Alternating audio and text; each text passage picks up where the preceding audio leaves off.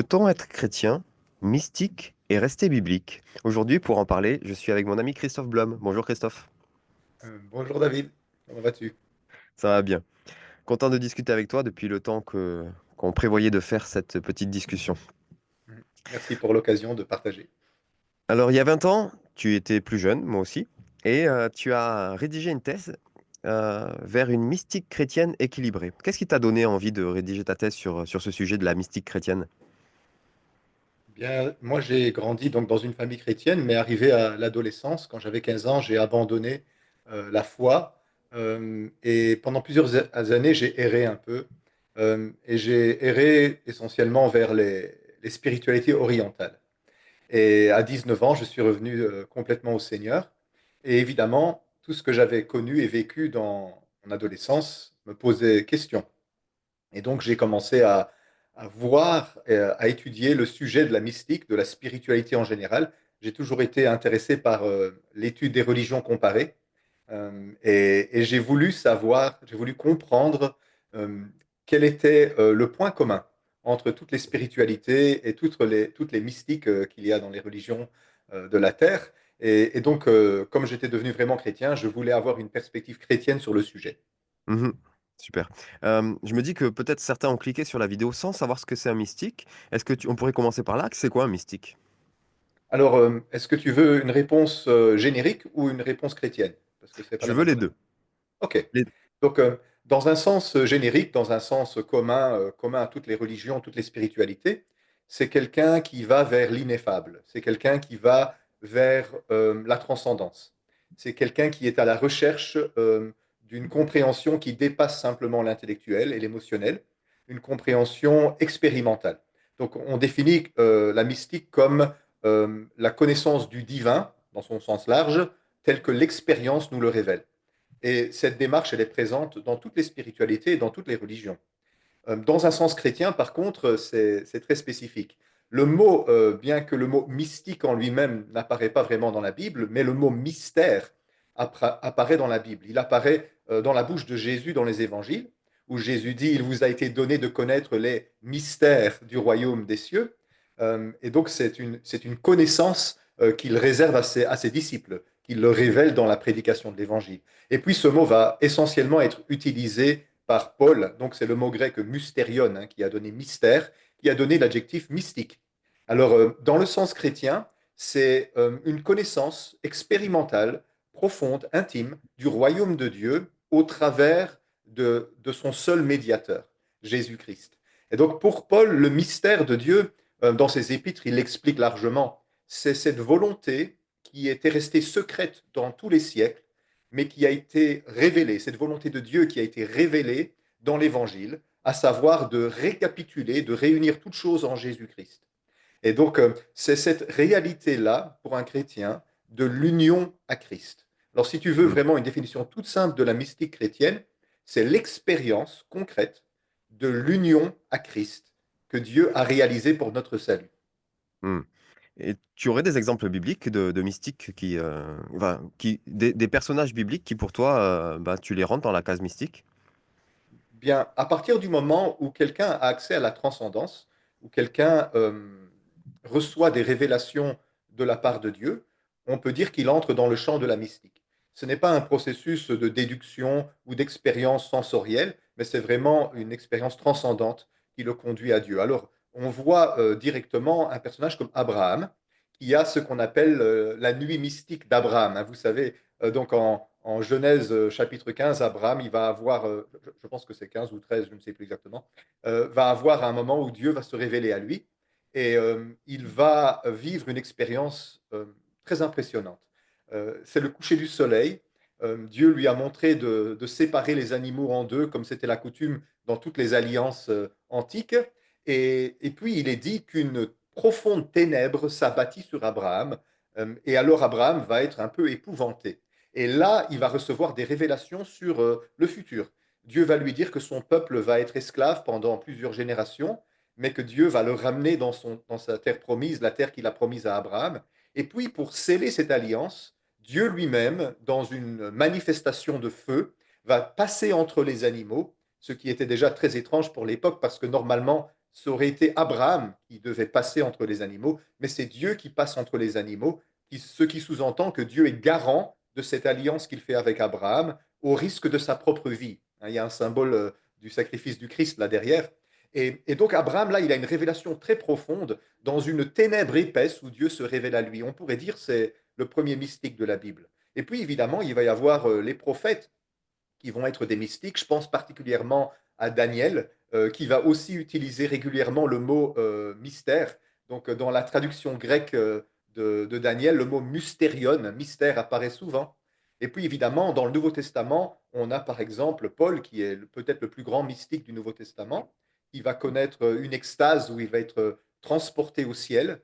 On pense aussi par exemple à Jean, qui est un mystique, et lui aussi, il utilise le terme mystérion, mystère, dans l'Apocalypse. Donc pour moi, peut-être les plus grands mystiques de la Bible sont Abraham, le prophète Daniel, et puis évidemment Paul et Jean. Je pense que ce sont des figures qui ressortent dans l'ensemble. Très bien. Moi, je discutais l'autre jour avec l'une de mes tantes. Euh, En fait, je me rends compte que souvent les mystiques ont une mauvaise image dans les églises. Cette tante me parlait de de mon arrière-grand-père qui, avait fréquenté le Sadhu Sundar Singh, qui était en Suisse, et il avait été son secrétaire pendant 2 mois. Et cette rencontre lui avait permis d'avoir d'autres rencontres, du coup, et le fait, c'est que cet arrière-grand-père était devenu un pasteur mystique. Et à ma question, mais c'était un bon mystique ou un mystique, elle m'a répondu, mais il peut y avoir des bons mystiques. Toi, après avoir étudié le sujet, t'en penses quoi? Donc je comprends complètement l'embarras que certaines personnes ont avec le terme, parce qu'on met sous le couvert de la mystique beaucoup de choses qui sont de l'ésotérisme et, à mon sens, carrément de l'illuminisme, une dérive sectaire. Surtout à notre époque, qui est grandement influencée par le mouvement du Nouvel Âge, on appelle mystique tout et n'importe quoi. Moi, ce que j'enseigne, c'est pas la mystique païenne, la mystique ésotérique, c'est la mystique chrétienne. Et il y a une ferme et ancienne tradition de mystique dans le christianisme depuis ses origines. On peut être un théologien équilibré, un bon pasteur et avoir une tendance mystique sans tomber évidemment dans de l'ésotérisme et du mysticisme. Donc ça, c'est la thèse que je défends. Il est possible d'être fermement chrétien et d'avoir une connaissance mystique de Dieu, et j'ai même envie de dire que c'est souhaitable. Hmm. On va y revenir un peu plus tard. Pour le moment, je reste sur le sujet du Sadhu Sundar Singh. Lui, à la base, il était de religion sikh. Oui. Et justement, on trouve des mystiques dans toutes les religions, et tu l'as déjà évoqué, et il raconte des expériences qui sont très similaires. Est-ce alors à dire que tous les chemins mènent à la rencontre divine? Non, je connais bien le cas du Sadhu Sundar Singh. J'ai même visité les endroits où il prêchait en Inde. Peut-être qu'on aura l'occasion d'expliquer ce témoignage-là, qui est aussi une expérience mystique étrange, si tu veux une anecdote. Mais le Sadhu Sundar Singh, en fait, il était effectivement sikh. Donc le sikhisme est une religion qui est un petit peu hybride entre l'islam et l'hindouisme, où ils croient à une sorte de divinité de lumière qu'ils adorent. Ils ont un livre sacré dans leur temple là-bas à Amritsar en Inde. Et le Sadhu Sundar Singh voulait se suicider. Il était jeune, il voulait plus vivre. Et dans le sikhisme, le suicide n'est pas vu comme quelque chose de mauvais. C'est même une sorte de façon honorable de terminer sa vie. Et il a dit au revoir à sa famille. Et puis, avant de se tuer, il avait prévu de se suicider. Si je ne m'abuse, il allait se jeter sous le train ou quelque chose comme ça. Il a dit à Dieu, écoute, si tu existes, eh bien révèle-toi à moi. Et là, il a eu une révélation de Jésus-Christ qui lui a dit qu'il était le Seigneur, le Sauveur, et qu'il fallait qu'il aille se former dans, je pense que c'était, ça fait quand même longtemps que je ne l'ai plus lu, mais dans une église anglicane ou quelque chose comme ça, où il a appris l'évangile, il a appris la prédication de l'évangile, et il est devenu un évangéliste. Et donc, le Sadhu Sundar Singh a vécu ces expériences mystiques, non pas dans le cadre du sikhisme, mais dans le cadre de sa conversion au christianisme. Alors, effectivement, on peut se poser des questions par rapport au personnage, parce qu'il était vraiment atypique. Hein. Je crois que c'était un véritable chrétien. Il a gardé sans doute quelques tendances qui viennent de sa religion précédente. On ne vient pas de nulle part. Mais dans l'ensemble, c'était un homme chrétien qui prêchait le véritable évangile, un homme de paix, un homme de justice, un homme de fidélité et d'un sacrifice étonnant. Il a donné sa vie jusqu'à presque la destruction de son corps dans l'évangélisation du Tibet et de certaines régions de l'Inde.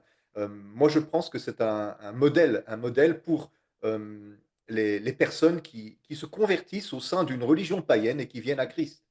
Et je pense que de la même manière que l'apôtre Paul était un juif pharisien fervent et est devenu disciple de Jésus-Christ, mais a gardé certains accents de sa religion précédente, bien qu'il se soit réellement converti au Christ, eh bien parfois, quand on se convertit au sein d'une religion païenne, eh ben, on peut garder certaines façons de voir, certaines pensées. On a un cheminement, on ne vient pas de nulle part.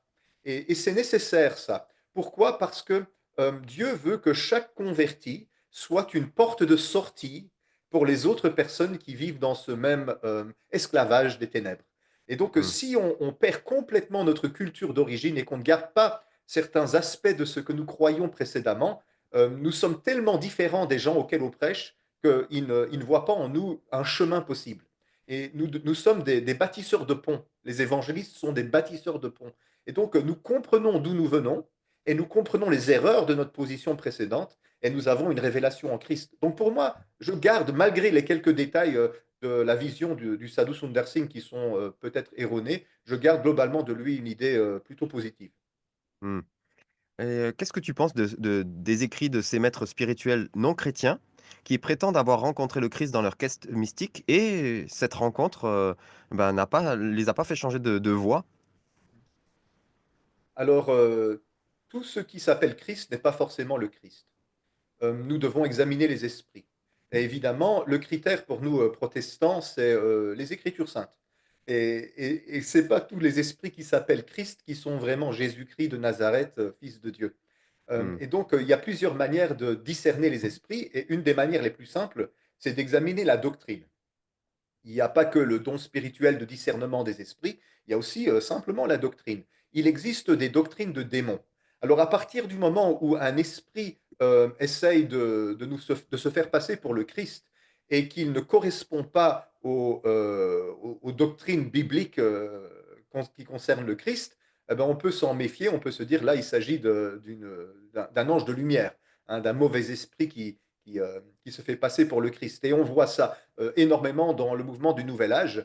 Donc, dans le Nouvel Âge, on sépare par exemple l'homme Jésus de l'esprit christique, qui en fait n'est rien d'autre dans le Nouvel Âge que l'égal de l'esprit bouddhique. C'est un petit peu le Bouddha qui habite en nous tous, et on l'appelle le Christ qui habite en nous tous, et on découvre que nous sommes tous des Christ, porteurs de l'esprit christique. Ça n'a absolument rien à voir avec la mystique chrétienne, et c'est de l'illuminisme. C'est un mouvement ésotérique qui est mauvais. Et donc, à partir du moment où quelqu'un prétend connaître le Christ, mais il ne porte pas dans sa vie les signes d'une conversion réelle à Jésus-Christ, il n'est pas devenu un disciple de Jésus-Christ, il n'a pas renouvelé son intelligence pour la soumettre aux Écritures saintes, et il continue dans ses pratiques ésotériques, eh bien, on peut carrément remettre en question sa conversion.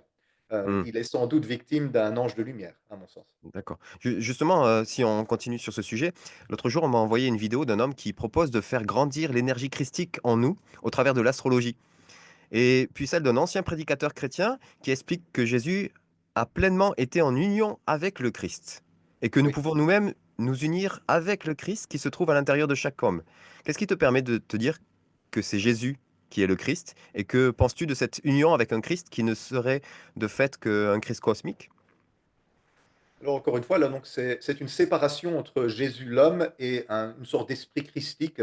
Ben, ça, ce n'est jamais ce que l'Écriture enseigne. Jésus est le Christ. Il n'y a pas de Christ en dehors de Jésus. C'est lui le Christ. Alors évidemment, le mot Christ, ça veut dire oint, hein, celui qui a reçu l'onction. Et celui que Dieu a oint pour le salut du monde, c'est Jésus de Nazareth, le Christ, l'homme, le Dieu fait homme.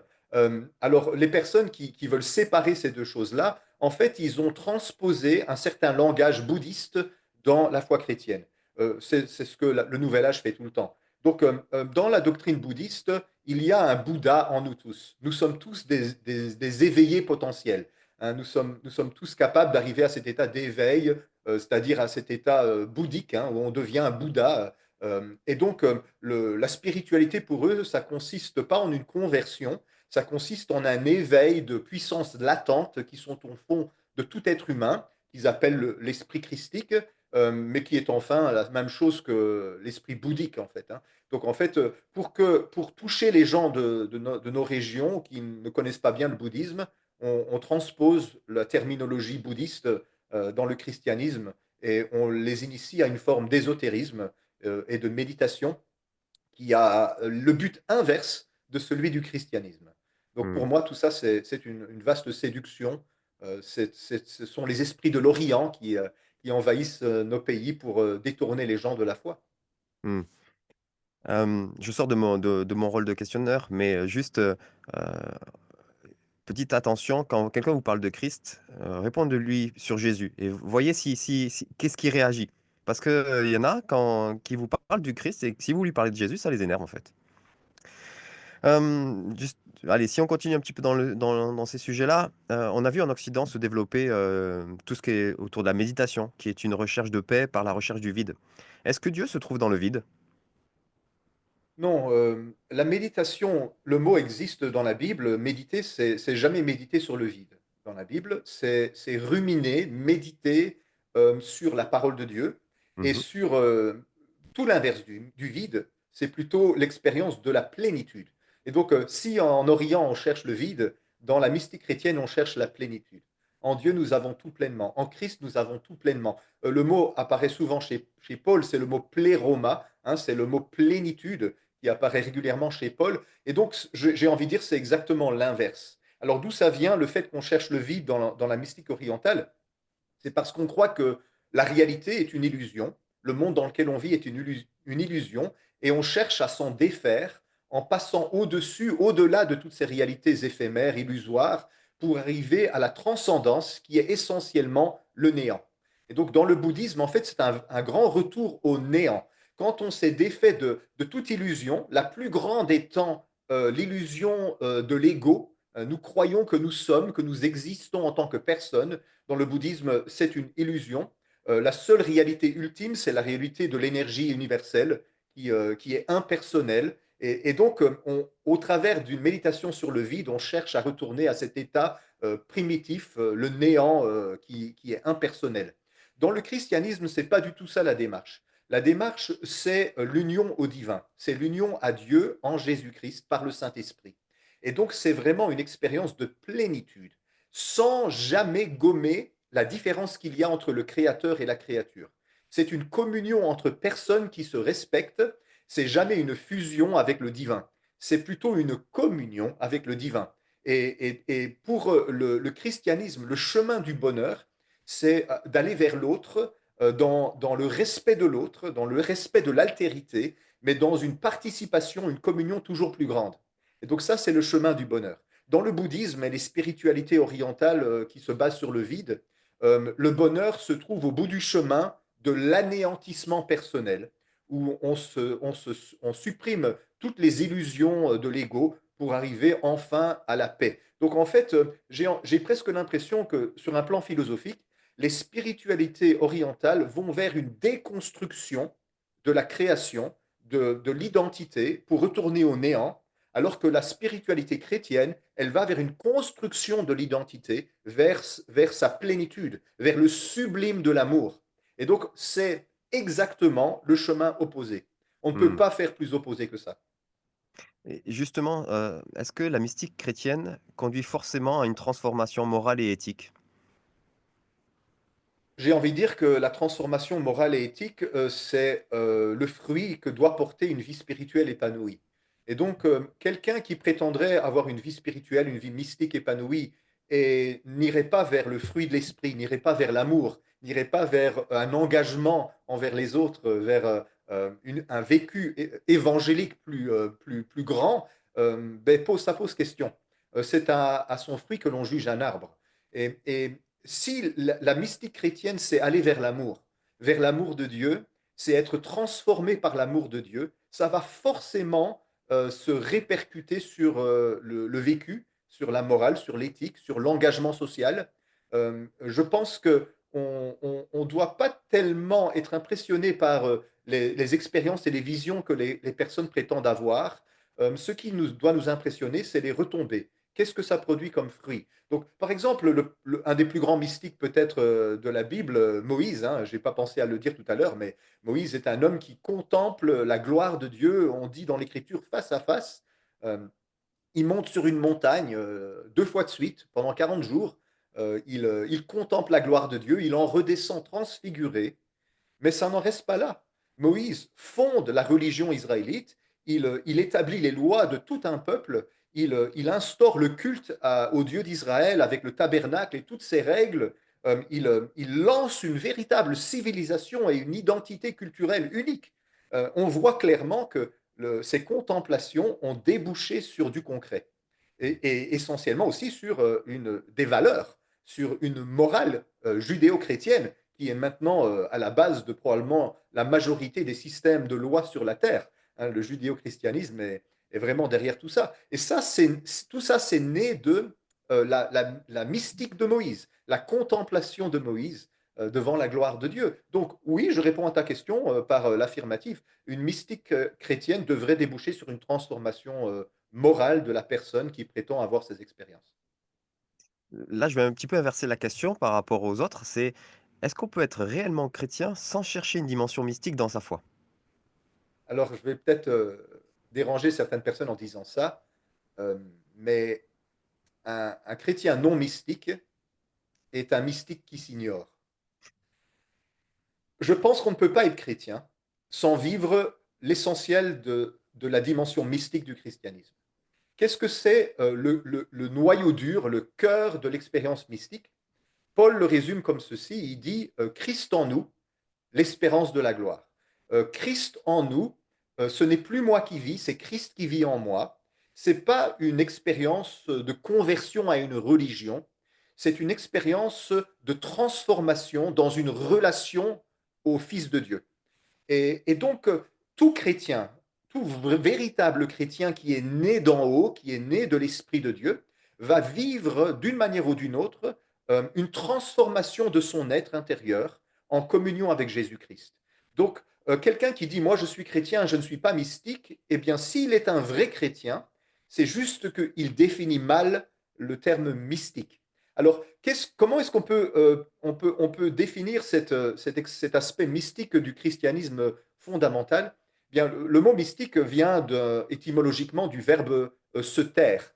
Donc, ça vient du verbe muein en grec qui veut dire se taire, ne pas avoir de parole. Alors, quand nous n'avons plus de mots à dire, quand nous avons épuisé toutes nos prières, quand nous avons épuisé tous nos chants, l'expérience intime de communion avec le Seigneur Jésus par le Saint-Esprit dans notre cœur, cette expérience-là silencieuse, contemplative, est le fond de l'expérience mystique. Et je pense que tout véritable chrétien vit ça. Si nous prions sans jamais vivre un élément de communion avec Dieu, alors ça doit être vraiment le désert tous les jours hein, pour une personne comme ça.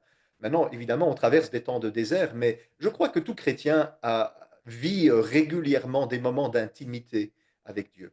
Et qu'est-ce que nous vivons quand nous vivons l'intimité avec Dieu? Eh bien, nous réalisons, nous prenons conscience du fait que Dieu nous a unis à son Fils, Jésus, par la communion du Saint-Esprit, tout au fond de nos cœurs.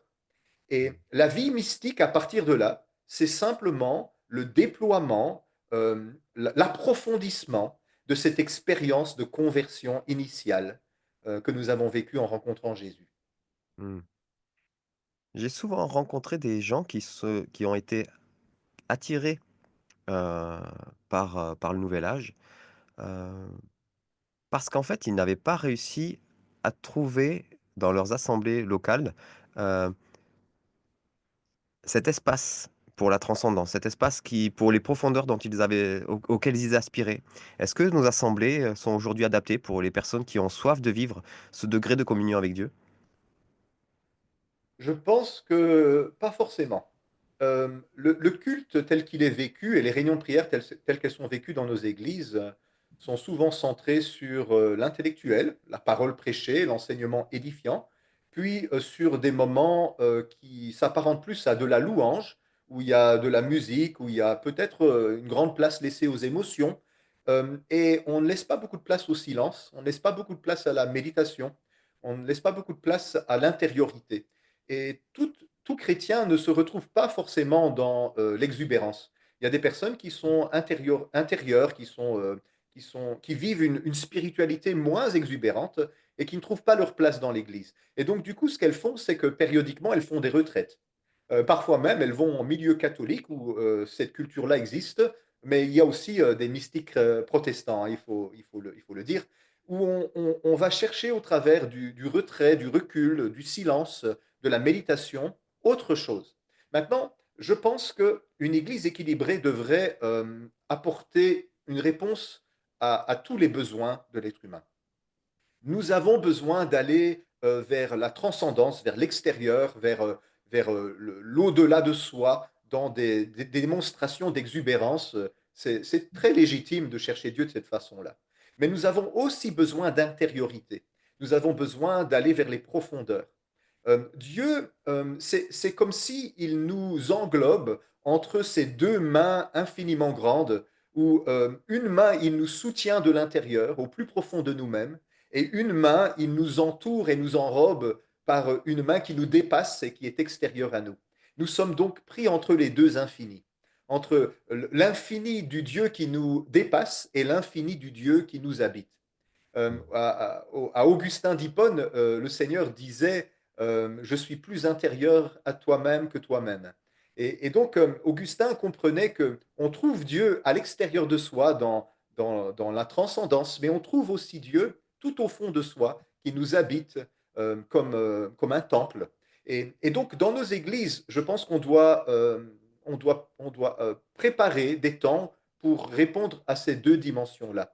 Des moments où on peut se dépasser soi-même et des moments où on peut aller vers l'intérieur. Et ces réunions doivent être forcément différentes. Dans mon expérience, j'ai remarqué qu'il y a beaucoup plus de personnes dans nos églises aujourd'hui qui cherchent le Dieu extérieur à soi que le Dieu intérieur à soi. Les deux sont légitimes et c'est le même Dieu. Peut-être est-ce dû à la personnalité, hein, des traits de personnalité. Alors moi, je me retrouve dans les deux. Je peux trouver Dieu dans une louange exubérante et je peux trouver Dieu dans le silence absolu, dans la contemplation. Et Mmh. c'est le même Dieu. Je pense que parfois tout le monde n'est pas capable de le trouver dans les deux façons de faire. Et donc, dans nos églises, on devrait avoir des réunions qui s'apparentent plus à une spiritualité qu'à l'autre. Pourquoi est-ce que ça n'existe pas? C'est parce que nos pasteurs, nos responsables ne sont pas formés dans ces choses-là. Ils ne sont pas éveillés à ces réalités-là. Parfois, ils sont tellement occupés hein, qu'ils n'ont même pas le temps eux-mêmes de passer des moments avec le Seigneur dans le silence. Ils n'ont pas le temps de faire des retraites. Et donc, ils ignorent tout de la vie mystique. Et ils continuent selon le modèle qui leur a été inculqué depuis toujours. Mmh. Et peut-être que une fois de temps en temps, tous les pasteurs devraient prendre une année sabbatique pour ne plus prêcher, ne plus écrire, mais aller vers l'intérieur, aller vers le Seigneur et apprendre le silence, apprendre l'écoute, dépasser tout ce qui est tapageur et exubérant pour rechercher le murmure doux et léger hein, que le prophète Élie avait rencontré sur la montagne. Et malheureusement, souvent, nous devons attendre des moments de crise pour faire cette démarche. Élie, d'ailleurs, c'est pareil. C'est dans un moment de grande dépression que le prophète du feu et du tonnerre va chercher le murmure doux et léger de la présence du Seigneur.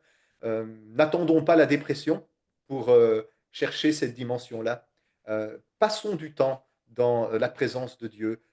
Peut-être dans notre culte personnel, quand nous avons terminé notre prière, que nous avons épanché notre cœur et dit à Dieu tout ce que nous avions à lui dire, au lieu d'arrêter là, apprenons à domestiquer le silence. Apprenons à rester là, à contempler sa présence. Apprenons à nous taire et à expérimenter la communion avec Dieu au-delà des mots.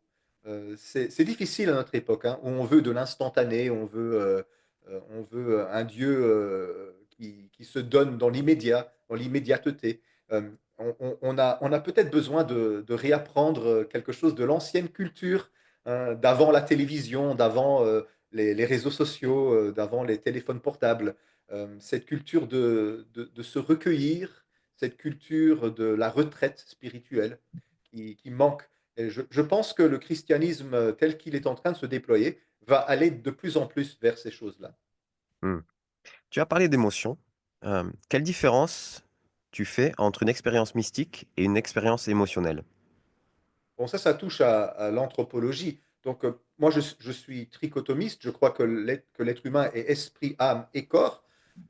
Et donc, il y a des réalités qui sont d'ordre spirituel et il y a des réalités qui sont d'ordre psychique, psychologique, voire parfois même physique. Alors, les émotions, comment faire la différence entre une émotion spirituelle et une émotion psychologique? Alors, parce que c'est ça, hein, dont il s'agit. Eh bien, il y a une façon très simple de faire cette différence. Les émotions humaines, les émotions qui relèvent de la psychologie, sont conditionnelles. Si on se dispute, je suis fâché. Si on est en bon accord, ben, je suis en paix. Et donc, je ressens de la paix parce que l'état de notre relation, elle est paisible. Mais les émotions spirituelles ne sont pas de ce type-là. Les émotions spirituelles sont le fruit de l'esprit et elles sont inconditionnelles. En fait, Dieu est toujours en paix. Dieu est un être rempli de joie, d'amour, de paix, de douceur, de tranquillité, de sérénité. Et quand nous vivons dans sa présence, nous vivons des expériences émotionnelles aussi, mais qui ne sont pas simplement physiques ou simplement psychiques, qui dépassent la réalité. Et comment on peut faire la différence? Eh bien, dans les moments difficiles, on le voit clairement. Par exemple, vous êtes endeuillé, et donc vous êtes naturellement attristé par la perte d'un être cher, vous pleurez, mais vous pouvez vivre une joie et une paix qui dépassent toute intelligence dans ces moments-là. Alors c'est très paradoxal, vous êtes triste dans votre chair, mais vous êtes heureux et paisible dans votre esprit. Je me rappelle l'enterrement de mon grand-père il y a de nombreuses années. Euh, Beaucoup de ma famille sont chrétiens et donc les autres personnes à l'enterrement étaient assez choquées de voir notre joie et notre paix dans les funérailles. Et c'est pas que nous n'aimions pas notre grand-père, mais c'est que nous vivions une consolation du Saint-Esprit surnaturelle. Et les autres personnes nous regardaient comme si on était vraiment étrange de se réjouir ainsi à un enterrement. Mais il y avait une telle joie dans nos cœurs qui dépassait complètement la tristesse que nous ressentions d'avoir perdu notre grand-père. Et ça, c'est la différence. C'est que les réalités spirituelles se vivent dans un plan d'éternité. Et quand nous pénétrons par la communion avec Jésus dans le Saint-Esprit, dans cette dimension d'éternité, nous vivons les véritables émotions de Dieu. Mais quand nous redescendons dans notre nature humaine, toute simple, ben nous vivons des réalités qui sont conditionnelles, qui dépendent des joies et des peines de la vie de tous les jours. Alors, parfois, c'est difficile de faire la différence. Et il y a des gens qui vivent des expériences émotionnelles et les prennent pour des expériences spirituelles. Mais vous allez très vite voir la différence. C'est que les expériences émotionnelles vont s'estomper, s'arrêter très vite. Aussitôt elles sont montées, aussitôt elles vont chuter parce qu'elles dépendent de facteurs extérieurs. Alors que les réalités spirituelles sont éternelles. L'apôtre Paul va dire, ne fixez pas votre attention sur les réalités temporelles, elles sont éphémères, mais fixez votre attention sur les réalités d'en haut qui sont éternelles. Et donc, on doit apprendre à doucement passer d'un christianisme psychique à un christianisme spirituel. Et c'est un long chemin, parce qu'au début de notre vie chrétienne, on ignorait même l'existence des réalités spirituelles. Et on commence seulement à les découvrir. Hein. Pensez à Nicodème et Jésus. Nicodème, qui est un docteur de la loi, ne comprend pas les réalités spirituelles. Il ne comprend pas c'est quoi naître de nouveau, ou on peut traduire naître d'en haut. Il ne comprend pas ces choses-là. Et Jésus est étonné de son ignorance. Mais nous aussi, quand on connaît Jésus, on est comme un nouveau-né. Et petit à petit, on commence à découvrir les réalités spirituelles.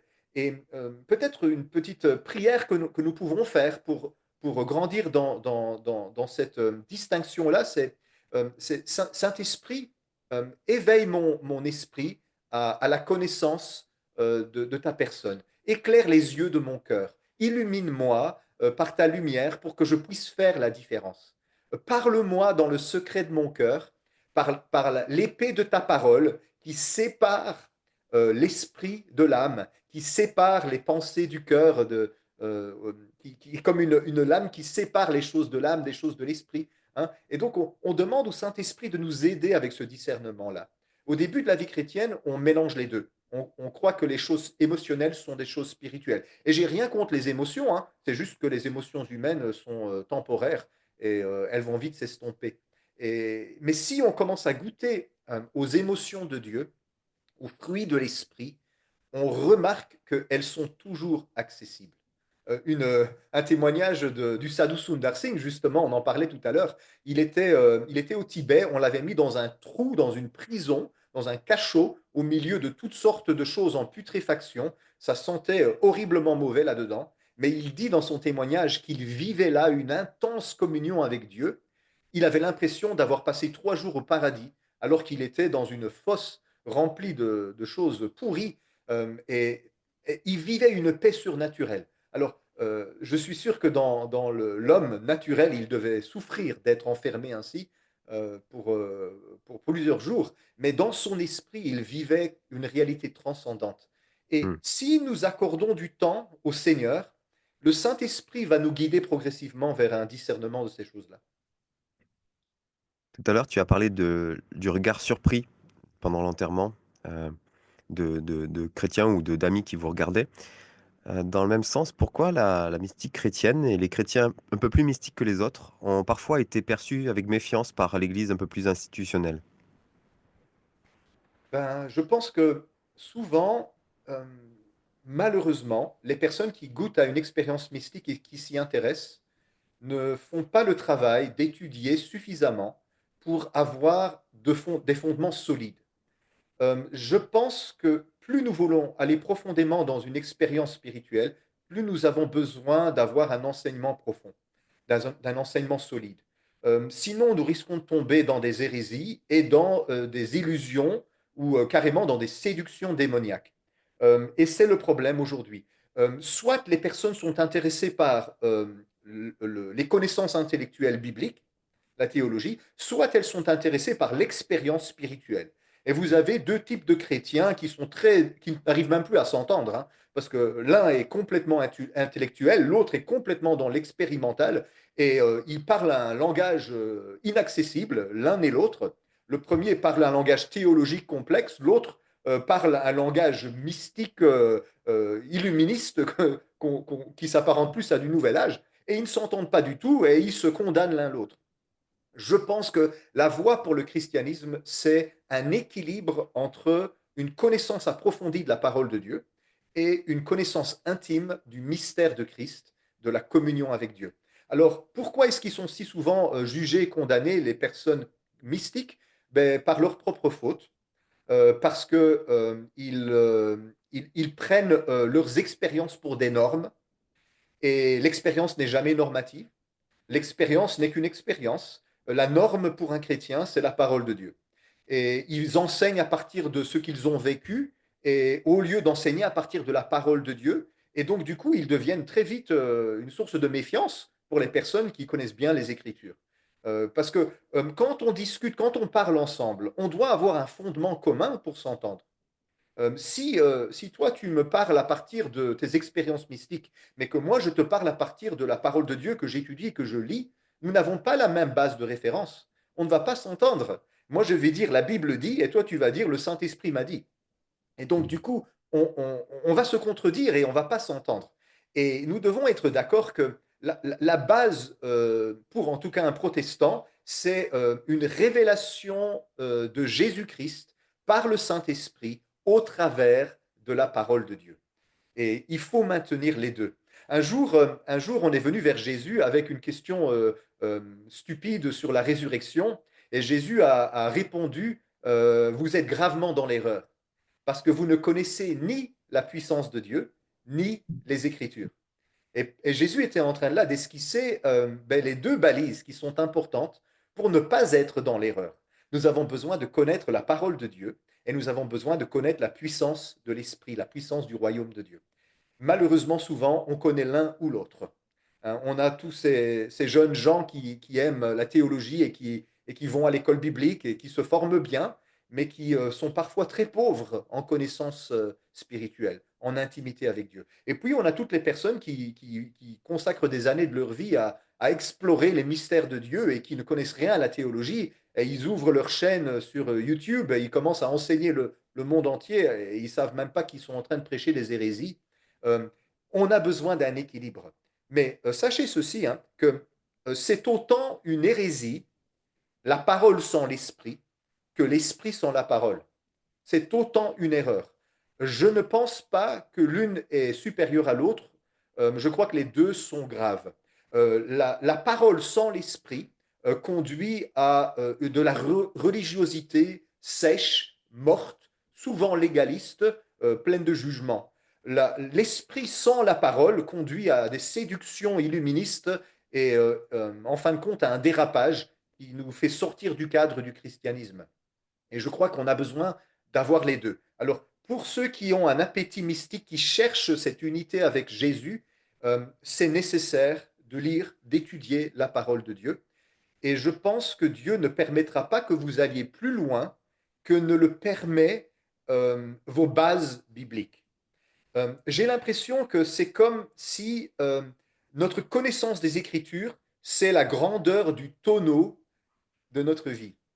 Et les eaux que l'on peut mettre dans le tonneau, c'est l'expérience avec Dieu.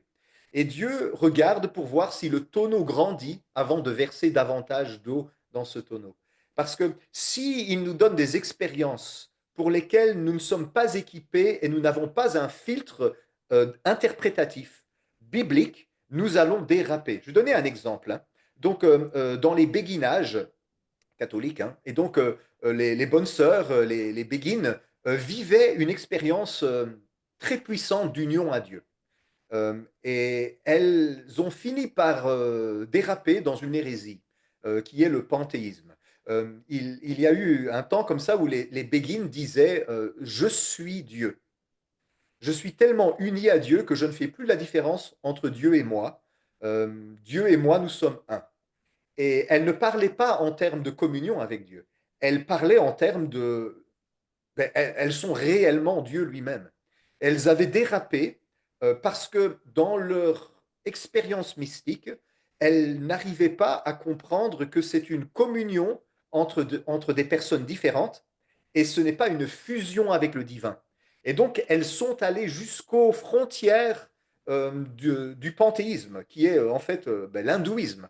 Hein, puisque dans l'hindouisme, tout est Dieu, dans le bouddhisme, tout est Dieu. Elles allaient dans cette direction-là, qui est la direction hindoue, hein, la direction de l'Orient. Et toutes les personnes qui recherchent Dieu de cette façon-là doivent se protéger contre ça. Quand on s'unit à Dieu, qu'on connaît Dieu, l'apôtre Paul dit en 1 Corinthiens 6, 17, celui qui s'attache au Seigneur devient avec lui un seul esprit. Donc il y a une union qui s'opère. Quand cette union commence à être expérimentée et que nous remarquons que nous sommes unis à Christ par le Saint-Esprit, spirituellement dans une communion tellement étroite que l'apôtre Pierre peut dire en 2 Pierre 1,4 que c'est une véritable participation à la nature divine, si nous n'avons pas un ancrage théologique solide, eh bien nous sombrons dans le panthéisme. Et nous nous disons, ben, je suis Dieu. Voilà, je suis Dieu. Ce qui est la séduction diabolique originelle. Hein, vous serez des dieux, hein, disait le serpent dans le jardin.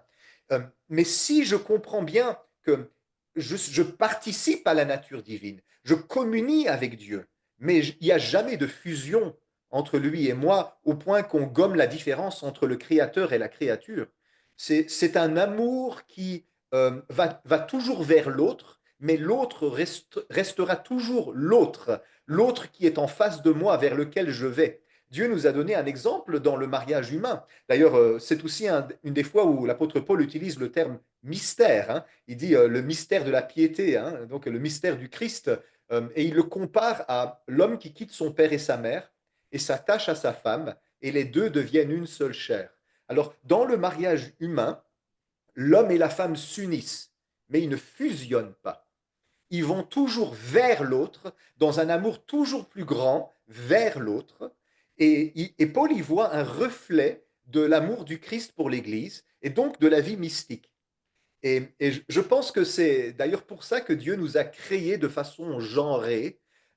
Il a créé l'homme à l'image de Dieu, homme et femme, il les créa, c'est-à-dire différents mais complémentaires, appelés à aller vers l'un vers l'autre, sans jamais arriver à la fusion et à l'unité absolue.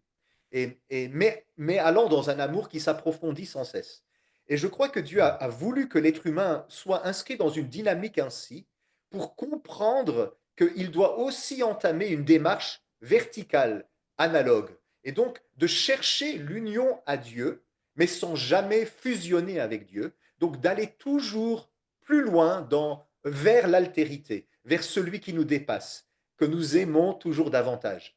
Et à cause de cette méconnaissance de l'altérité divine, eh bien, certaines personnes tombent dans des séductions et à juste titre, elles se retrouvent condamnées par leurs églises parce qu'elles ne sont pas enseignables, elles ne veulent pas se remettre en question, étant donné qu'elles préfèrent croire à leur expérience plutôt que de croire à la parole de Dieu et à la vérité des Écritures. Mmh. Pour terminer, tu l'as un petit peu abordé, à plusieurs moments, tu as un petit peu semé par-ci par-là, mais quel conseil tu donnerais à un chrétien qui a cette soif pour plus d'intériorité, pour plus, de révélation des merveilles du créateur? Qu'est-ce que le sujet de ta thèse, que serait, la vie, d'une mystique chrétienne équilibrée? Alors, premièrement, il faut éviter de s'isoler. Je crois que beaucoup de personnes qui ont une démarche mystique cherchent un chemin solitaire, bien souvent. Le christianisme se vit ensemble. Donc, c'est l'Église. La mystique doit être vécue en Église. Ça ne veut pas dire qu'il ne peut pas y avoir des temps où on s'isole, où on fait des retraites solitaires avec le Seigneur, dans le culte personnel ou dans des moments plus intenses, mais c'est toujours vers un meilleur vécu communautaire. Donc, le premier conseil que je donnerais, c'est de surtout ne pas se séparer du troupeau, de rester attaché à une église locale. Je me méfierais beaucoup de quelqu'un qui vit une vie mystique et qui n'a pas de vie communautaire. Parce qu'alors, il y a personne à qui il doit rendre des comptes, il ne se soumet à personne, il y a personne qui peut confronter ses révélations et lui dire, écoute, là, tu dérapes, tu déconnes. Et puis, personne ne se suffit à lui-même. On a besoin des dons et des capacités que Dieu a données à chacun. Et donc, d'abord, une mystique chrétienne équilibrée se vit en communauté avec des moments où on est seul, mais des moments où on revient ensemble et on partage ce qu'on en a vécu et on corrige le tir petit à petit quand on entend l'autre en face de nous qui n'est pas tout à fait d'accord avec ce que l'on dit. Hein, c'est du choc des idées que jaillit la lumière. L'Église est un véritable garde-fou pour les dérives et les dérapages. Donc, quelqu'un qui ne serait pas enseignable, eh bien, il va forcément ne pas vouloir que ses expériences soient examinées, il va s'isoler.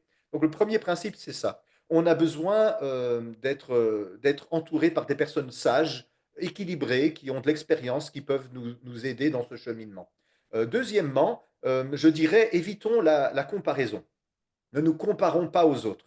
Généralement, les personnes qui sont un peu mystiques lisent les biographies des mystiques et cherchent à vivre ces expériences que les autres ont vécues. Non, chaque vie mystique est unique.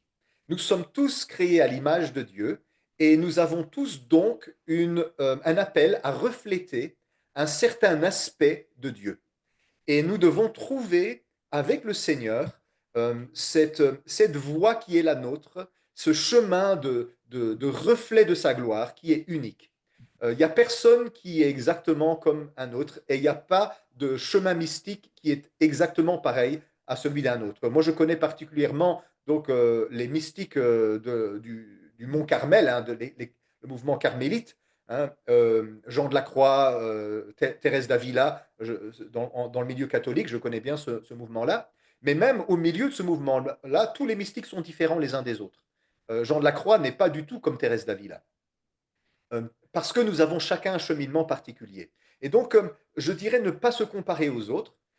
Dans le monde charismatique, la comparaison génère une émulation qui est absolument insupportable pour moi, ou quand quelqu'un vit une expérience mystique, une expérience spirituelle, eh bien tout à coup tout le monde veut faire pareil et tout le monde l'imite et on devient tous des singes les uns des autres et ça devient un effet de mode, hein. On pense à certains réveils qui ont existé dans le passé, pas si lointain que ça, où tout le monde fait la même chose, tout le monde a les mêmes expériences. Cet effet-là est très mauvais parce que quelqu'un peut avoir vécu quelque chose d'authentique, mais ne doit pas forcément l'enseigner comme ça aux autres. Il doit servir les autres à partir de ce qu'il reçoit, mais il ne doit pas forcément essayer de reproduire ce qu'il vit dans toutes les personnes auxquelles il enseigne. Euh, Ce conseil-là qui avait été donné dans ce vieux livre du deuxième siècle, la Didaché, hein, l'enseignement des 12 apôtres, hein, qui est un livre des pères apostoliques, où il parlait des personnes un peu prophétiques, un peu exubérantes, qui visitaient les églises. Et il disait, l'auteur disait, s'ils viennent parmi vous et qui font des choses pour symboliser le mystère de la foi, donc le mystère c'est la mystique, hein, font quelque chose de bizarre, laissez-les faire. C'est comme ça qu'agissaient les prophètes autrefois. Mais s'ils vous enseignent à faire comme eux, ne les recevez pas. Vous voyez? Donc, quand à quelqu'un de prophétique ou de mystique, pour symboliser le mystère de la foi, se comporte un peu étrangement, eh ben, peut-être que c'est ce que le Seigneur lui a demandé de faire. Examinons les fruits. Mais ne n'imitons pas son chemin. Euh, il y a, je pense que le chemin mystique chrétien a comme principe de base d'abandonner tous les chemins des autres pour suivre pas une voie, une méthode, mais une personne. Jésus n'a pas dit je vous donne, je vous décris le chemin. Il a dit je suis le chemin. Et donc, dans ce chemin, abandonner tous les chemins, c'est découvrir le véritable chemin. Alors, évidemment, pour découvrir ce chemin-là qui est Jésus-Christ, on a besoin parfois de lire les chemins des autres, mais il ne faut pas imiter. Il faut aller vers lui, vers Jésus. L'expérience mystique, troisièmement, n'est jamais un but en soi. L'expérience pour l'expérience, c'est ouvrir la porte à la séduction. Si vous voulez des expériences, le diable est capable de vous en donner des expériences. Et généralement, les personnes qui cherchent des expériences sont victimes d'une sensualité, d'un désir de vivre, d'éprouver du plaisir. Alors, il y a des plaisirs du corps, il y a aussi des plaisirs de l'âme. Peu de gens le savent, mais il y a aussi des plaisirs spirituels. Et nous devons, dans le chemin mystique, être libérés de tout sensualisme, de toute concupiscence, de toute convoitise du plaisir. On peut parfois chercher le plaisir en Dieu plutôt que Dieu lui-même. Jean de la Croix, il a beaucoup de messages là-dessus, où nous avons besoin de vider nos appétits de tous nos plaisirs physiques, psychologiques et même spirituels. Je vais donner un exemple. Dans nos milieux charismatiques où la musique, elle est très emballée, très enjouée, je remarque parfois qu'il y a des gens qui n'adorent pas Dieu, mais adorent l'adoration. Ils adorent le phénomène que nous vivons ensemble, de joie, d'exubérance. Certains même sont des mélomanes, ils aiment la musique, ils aiment chanter. Dans notre église, on a des gens qui viennent et qui aiment chanter. Et quand ils ne sont pas à l'église, ils sont au karaoké du coin en train de chanter les chansons de Freddie Mercury ou des choses comme ça, parce qu'ils aiment chanter. Et donc, je remarque que parfois, on recherche une expérience pour elle-même. Nous devons, si nous voulons être véritablement chrétiens, dans le chemin mystique, chercher Dieu. Et si dans le chemin vers Dieu, il nous donne de vivre des expériences, nous ne les rejetons pas, mais euh, aimons davantage le donateur que simplement ses dons. Cherchons le Seigneur. Et d'ailleurs, je vais vous dire quelque chose. Si vous vous arrêtez aux expériences, votre vie mystique va s'arrêter là. Parce qu'en fait, l'essence de la vie mystique, c'est de ne jamais être rassasié dans le désir de le voir face à face. C'est d'aller toujours vers lui, au-delà des sens, au-delà des perceptions psychologiques, au-delà des plaisirs spirituels. Et Dieu sait qu'il y en a. Hein. Le roi David, il dit, il y a des délices dans ta présence, il y a du plaisir dans ta présence. Et c'est vrai. Mais quand Dieu nous fait éprouver le divin plaisir de la communion avec lui, nous ne devons pas nous arrêter au plaisir, nous devons aller vers Dieu accepter le bonheur de le connaître, mais aller vers Dieu. Le christianisme ne peut pas faire de l'hédonisme une idole. Il faut faire attention. Évidemment, le chemin vers Dieu crée beaucoup de joie, mais le chemin vers Dieu n'a pas pour but simplement la joie en elle-même. Et donc, je vais dire ça comme troisième point, j'en donnerai pas beaucoup plus, je pense que c'est déjà bien. Ne cherchons pas l'expérience pour l'expérience, cherchons Dieu.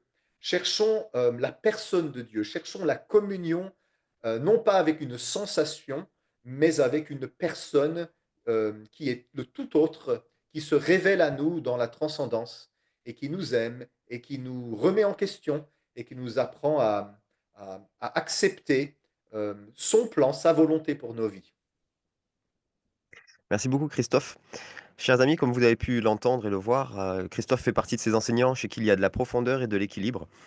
Et il n'enseigne pas que sur la mystique chrétienne. Si vous avez apprécié cet échange et que vous voulez en avoir un peu plus, je vais mettre en lien sous cette vidéo euh, un lien vers la playlist sur la série sur l'Épître aux Romains qu'il est en train de faire actuellement pour son assemblée et qui est disponible pour tout le monde. Et vous pourrez voir un peu plus dans la théologie systématique qu'il y a aussi tout autant de profondeur et, et de bonheur à écouter semaine après semaine les enseignements que Christophe nous donne. Merci beaucoup Christophe. Et puis tu reviens sur cette chaîne quand tu veux pour parler de ce sujet ou bien d'un autre qu'on trouvera. C'est bien. Merci David, en tout cas, pour ce bel entretien. Ça m'a fait plaisir et je te souhaite vraiment beaucoup de succès dans ce que tu fais. À bientôt. À bientôt.